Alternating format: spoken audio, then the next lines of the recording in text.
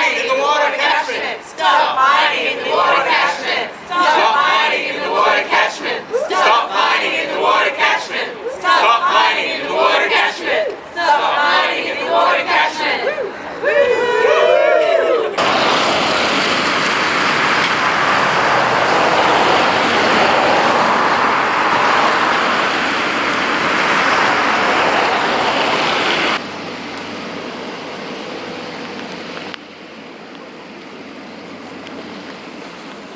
So this creek runs all the way kind of through Ranuna basically and pops out just north of Ranuna Ocean Pool, where that little, it's called Collins Rock is, right at the bottom end of Walleye Beach. And after that one of those big rainfall events, there was like black debris kind of coming out of the creek, like the creek mouth is what you call it, onto the beach. And so there was all this kind of black stuff on the beach. And then they changed their name to Wollongong Coal. Now, this is a wholly Indian-owned coal mine. All the coal that is taken from here is shipped overseas to India.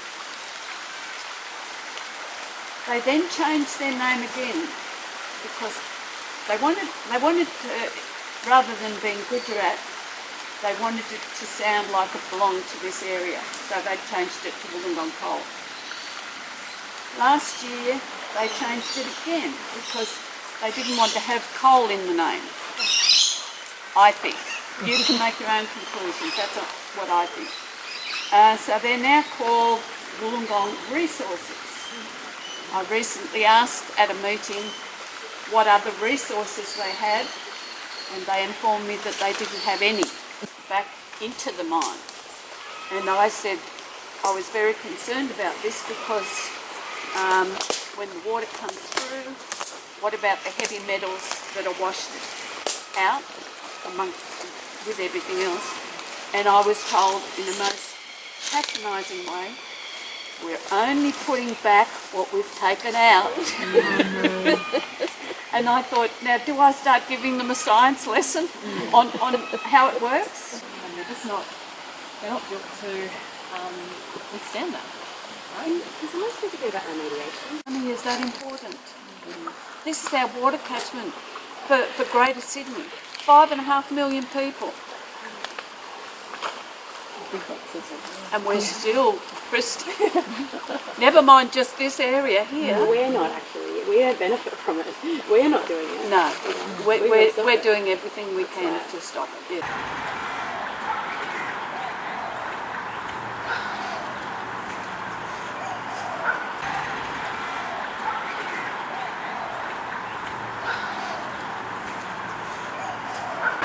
So today, Personal Water Alliance has organised a creek convoy where we've got about 30 people and we're visiting local creeks in the Illawarra that have been impacted by coal mines in the last 10 years. Okay, and this isn't the first time you guys have done this. Tell me a little bit about the history of the convoy.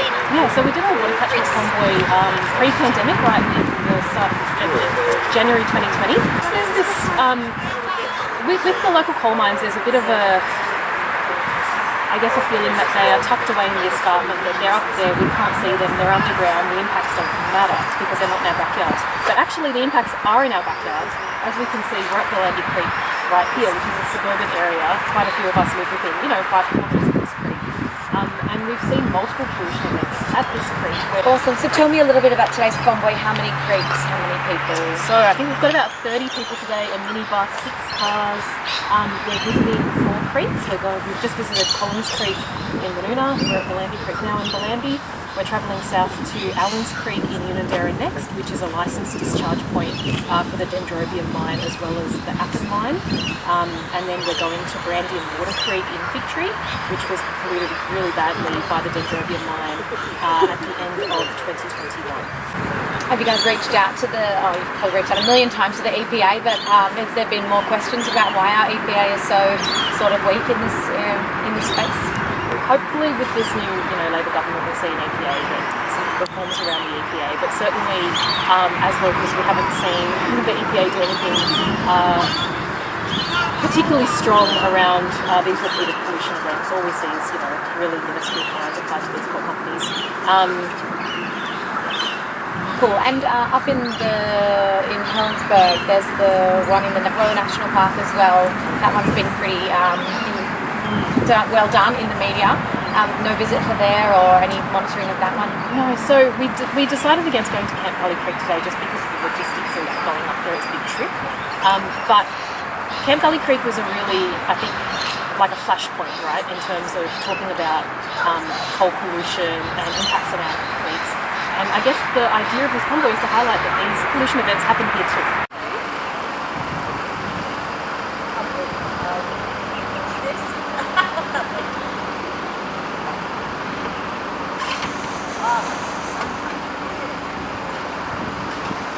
The trucks come down from Appin. There's a water treatment plant. It's like a reverse osmosis facility.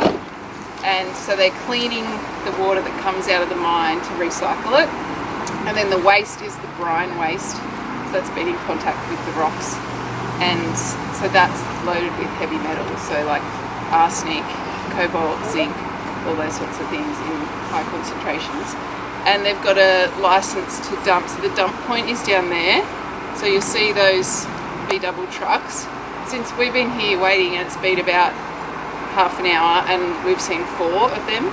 There's, from my information, there's about 17 a day that come down. And if the expansion was to go ahead, they would need another water treatment plant, so that would probably double. That's the information that I was told by the EPA. So they're from Appin? They're from Denver. These ones come down from Appin. Yeah, so we won't go up there because the workers are up there. We went and had a chat to them before and just told them that we were going to be here, and they just didn't want to answer any questions, which is fine. And I guess they said that there's a phone number on the fence. If anyone has questions for the company, you can number. Good luck with that. So yeah, we can go and have a look down here. There is a fence up. Normally it's open. It's so impressive to see this, but they're making it longer so you can't see it. It's not us coming here and doing this. I think I'll just hang on with this.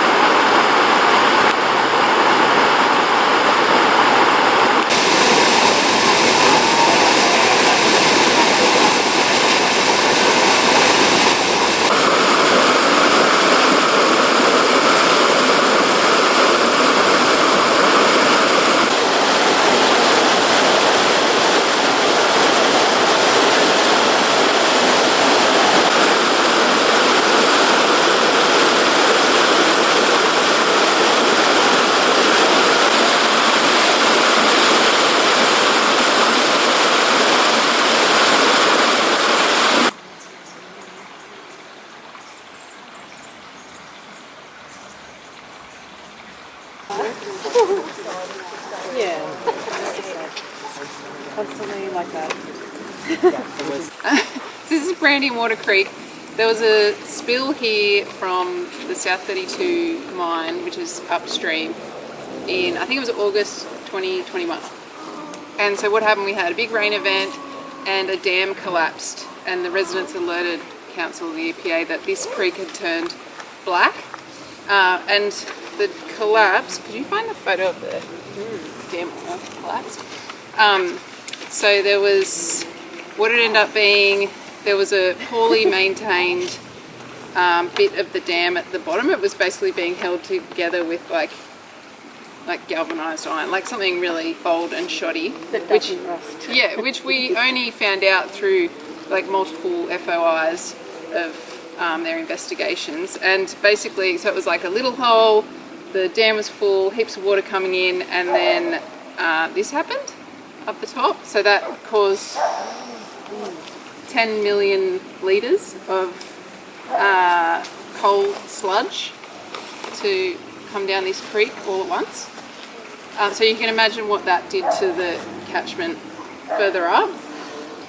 It obliterated everything through here. South 32 Commission, they were directed to do an environmental report. So I think they use niche environmental, so they just choose their own person to do an investigation, and then they report that to the EPA, and then based on that, that's how if they get fined, what the regulatory action would be. So they did that report. They basically found there wasn't severe damage, of course. They didn't acknowledge the damage to the actual physical catchment. They denied that there was any effect to the wildlife. They said there was no evidence of dead animals, even though they were provided with multiple photographs of dead animals from residents here.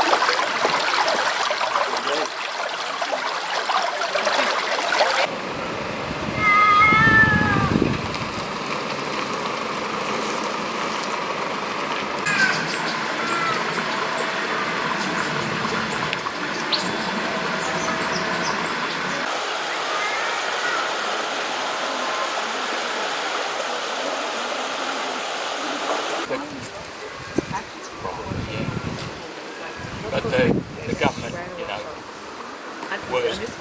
didn't want to do it, and eventually, well, not eventually, they got voted out as well. Convoy 2023! Victory! Coming Run through the the creeks!